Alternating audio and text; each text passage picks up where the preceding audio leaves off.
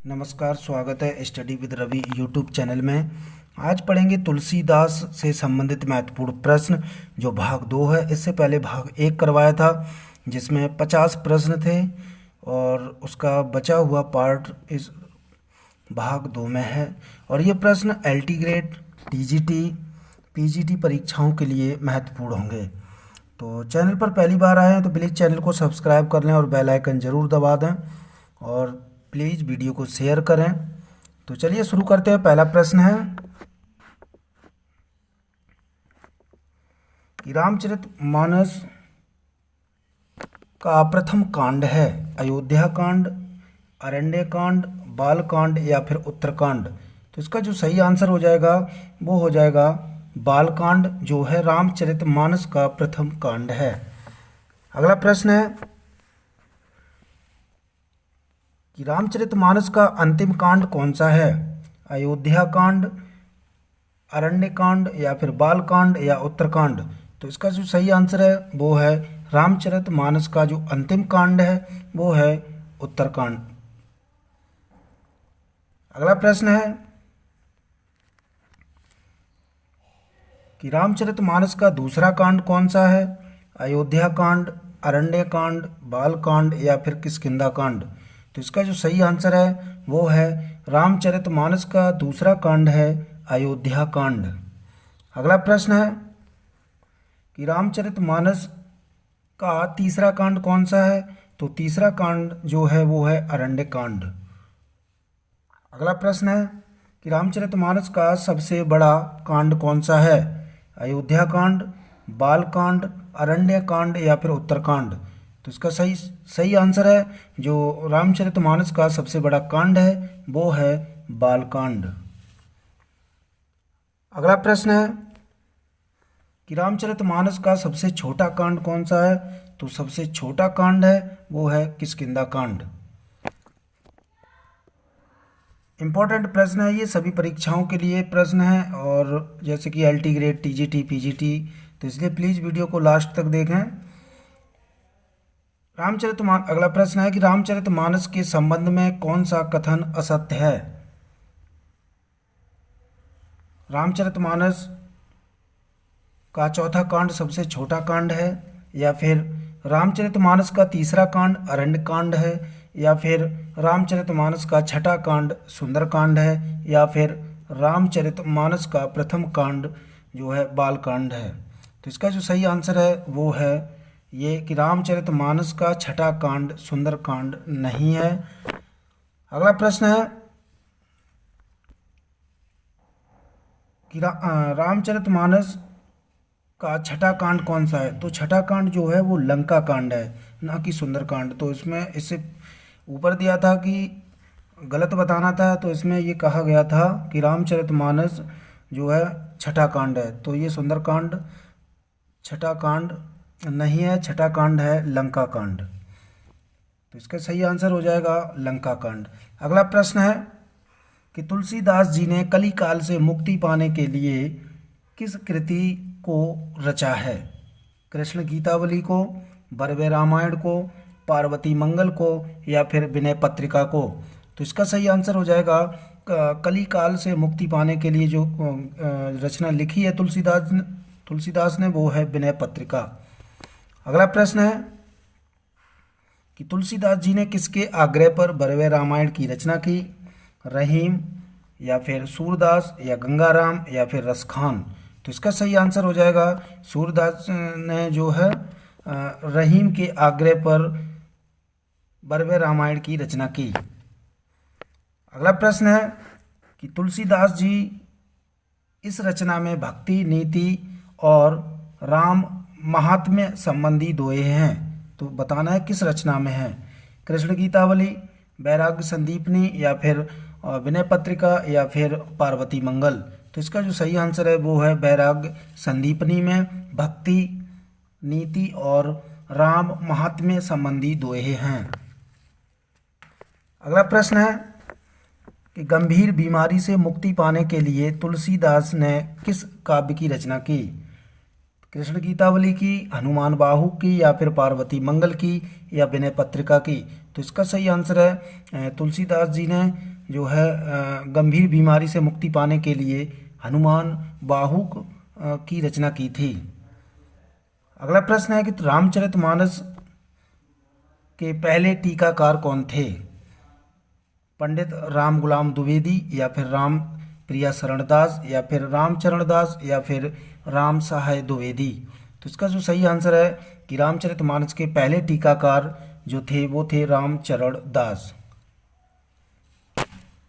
अगला प्रश्न है कि तुलसीदास जी ने रामाज्ञा प्रश्नावली काव्य की रचना किसके आग्रह पर की थी? रहीम, सूरदास, या गंगाराम, या फिर रसखान। तो इसका सही आंसर हो जाएगा कि तुलसीदास जी ने रामाज्ञा प्रश्नावली की जो रचना की थी वो की थी गंगाराम के कहने पर। अगला प्रश्न है कि किस आलोचक ने रामचरितमानस को भारत का बाइबल कहा? नाभादास ने, उदय भानु सिंह ने, या फिर हजारी प्रसाद द्विवेदी ने, या आचार्य रामचंद्र शुक्ल ने। तो इसका जो सही आंसर है वो है हजारी प्रसाद द्विवेदी ने रामचरितमानस को भारत का बाइबल कहा था। अगला प्रश्न है कि केशव कहीं न जाई कहा कहीं पंक्ति तुलसीदास की किस रचना में है? ये किस रचना से ली गई है? कृष्ण गीतावली से, या फिर कवितावली से, या पार्वती मंगल से, या फिर विनय पत्रिका से। तो इसका जो सही आंसर है वो है विनय पत्रिका से ली गई ये वाली जो पंक्ति है कि केशव कहीं न जाई कहा, ये जो पंक्ति है वो विनय पत्रिका में है। अगला प्रश्न है कि गोरख जगायो जोग भगति भगायो लोग पंक्ति तुलसीदास की किस रचना से ली गई है? कृष्ण गीतावली से, कवितावली से, या पार्वती मंगल से, या विनय पत्रिका से। तो इसका जो सही आंसर है वो है कवितावली से ये पंक्ति ली गई है। गोरख जगायो जोग भगति भगायो लोग। अगला प्रश्न है अवधेश के बालक चारी सदा तुलसी मन मंदिर में बेहरें पंक्ति तुलसीदास की किस रचना से ली गई है?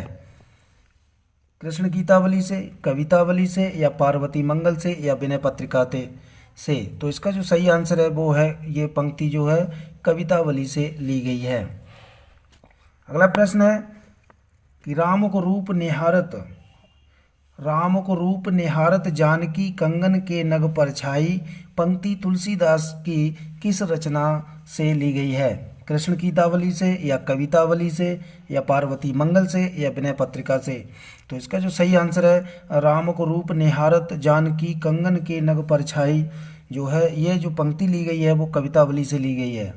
जो सीता जी का जब स्वयंवर हो रहा था तो राम का जो रूप था वो सीता जी के कंगन में एक नग था उसमें उनकी परछाई दिख रही थी। अगला प्रश्न है जाके प्रिय न राम वैदेही तजिए कोट वैरी सम यद्यप परम स्नेही। यह तुलसीदास ने किसे लिखा था? रहीमदास को, या रसखान को, या सूरदास को, या फिर मीराबाई को। तो इसका जो सही आंसर है ये जो पंक्ति लिखी थी वो मीराबाई के लिए लिखी थी। जाके प्रिय न राम वैदेही तजिए कोट वैरी सम यद्यप परम स्नेही। अगला प्रश्न है कि जाके प्रिय न राम वैदेही तजिए कोटि वैरी सम यद्यप परम स्नेही पंक्ति तुलसीदास की किस रचना में है? कृष्ण गीतावली में, या फिर हनुमान बाहुक में, या फिर पार्वती मंगल में, या विनय पत्रिका में। तो इसका जो सही आंसर है वो है विनय पत्रिका में ये जो पंक्ति है वो लिखी हुई है। अगला प्रश्न है कि तुलसीदास जी ने सबसे पहले रामचरितमानस किसे सुनाया था? रहीमदास को, या फिर रसखान को, या सूरदास को, या फिर मीराबाई को। तो इसका सही आंसर है रामचरितमानस जो है तुलसीदास ने सबसे पहले रसखान को सुनाया था। अगला प्रश्न है सगुनहि अगुनहि कछुनहि भेदा पंक्ति के रचयिता कौन है? रामानंद, कबीरदास, या तुलसीदास, या फिर दादू दयाल। तो इसका जो सही आंसर है ये जो पंक्ति है ये तुलसीदास की पंक्ति है। सगुनहि अगुनहि कछुनहि भेदा ये जो पंक्ति है ये तुलसीदास की पंक्ति है, इंपॉर्टेंट पंक्ति है ये। अगला प्रश्न है कि अगला प्रश्न है, तुलसीदास जी को रामचरितमानस की रचना में कितना समय लगा था? तो इसका आंसर सबको पता है। इसका लगा था 2 वर्ष 7 माह और 11 दिन। रामचरितमानस की रचना करने में जो समय लगा था वो 2 वर्ष 7 माह 11 दिन। अगला प्रश्न है कि तुलसीदास जी किस रचना में भ्रमर गीत परंपरा का निर्वहन हुआ है? तुलसीदास जी की किस रचना में भ्रमर गीत परंपरा का निर्वहन हुआ है? तो ये हुआ है कृष्ण गीतावली में। अगला प्रश्न है कि राम के जनेऊ संस्कार से संबंधित रचना कौन सी है? कृष्ण गीतावली, रामलला नहचऊ या फिर पार्वती मंगल या विनय पत्रिका? तो इसका जो सही आंसर है वो है रामलला नहचऊ, जो है वो राम के जनेऊ संस्कार से संबंधित रचना है। अगला प्रश्न है कि तुलसीदास जी की रचना दोहावली में कितने दोहे हैं?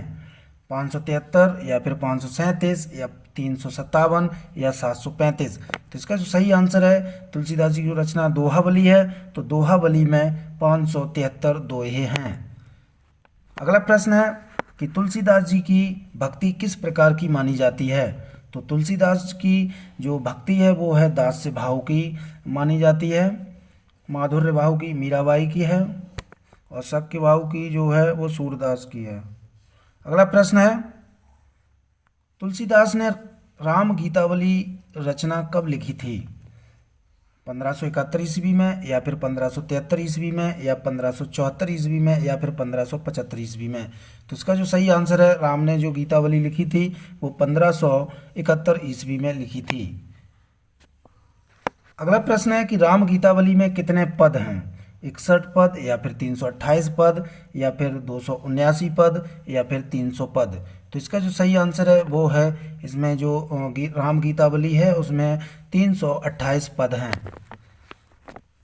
अगला प्रश्न है कि कृष्ण गीतावली में कितने पद हैं? 61 पद, 328 पद या फिर 279 पद या फिर 300 पद?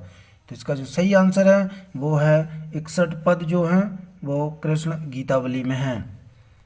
अगला प्रश्न है कि कृष्ण गीतावली की रचना कब हुई थी? 1571 ईस्वी में या फिर 1573 ईस्वी में या फिर 1574 ईस्वी में या 1575 ईस्वी में? तो इसका जो सही आंसर है वो है 1571 ईस्वी में कृष्ण गीतावली की रचना हुई थी। अगला प्रश्न है कि तुलसीदास जी की रचना विनय पत्रिका की रचना कब हुई थी? तो विनय पत्रिका की जो रचना हुई थी वो 1582 ईस्वी में हुई थी। अगला प्रश्न है कि विनय पत्रिका में कितने पद हैं? तो विनय पत्रिका में 779 पद हैं। ये इम्पोर्टेंट प्रश्न है कि विनय पत्रिका में कितने पद हैं? तो विनय पत्रिका में 779 पद हैं। अगला प्रश्न है कि तुलसीदास जी की इनमें से कौन सी रचना सन 1982 में रचित नहीं है?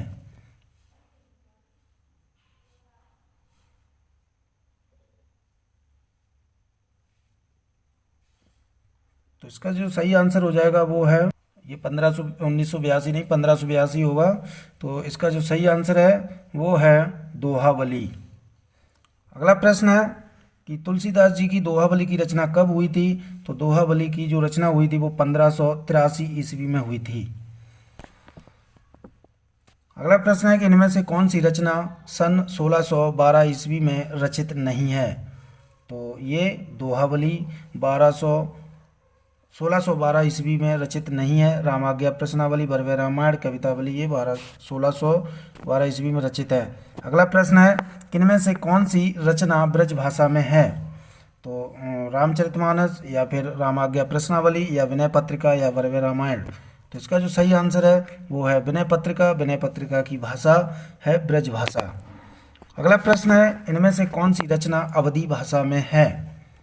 वैराग्य संदीपनी, दोहावली या कवितावली या फिर रामलला नहचऊ? तो इसका जो सही आंसर है जो अवधी भाषा में लिखी गई है वो है रामलला नहचऊ। अगला प्रश्न है कि तुलसीदास जी की कवित्त सवैया काव्य शैली की रचना है? दोहावली, रामाज्ञा प्रश्नावली या कवितावली या फिर भरवे रामायण? तो इसका जो सही आंसर है वो है तुलसीदास जी की कवित्त जो सवैया काव्य शैली है वो है कवितावली में। अगला प्रश्न है कि पार्वती मंगल काव्य रचना की भाषा क्या है? ब्रज भाषा, अवधी भाषा, या फिर खड़ी बोली, या राजस्थानी? तो इसका सही आंसर है पार्वती मंगल काव्य की जो भाषा है वो है अवधी। तो ये थे महत्वपूर्ण तुलसीदास से संबंधित प्रश्न अच्छे लगे हो तो प्लीज़ वीडियो को लाइक करें, शेयर करें और चैनल को सब्सक्राइब जरूर करें। Thank you.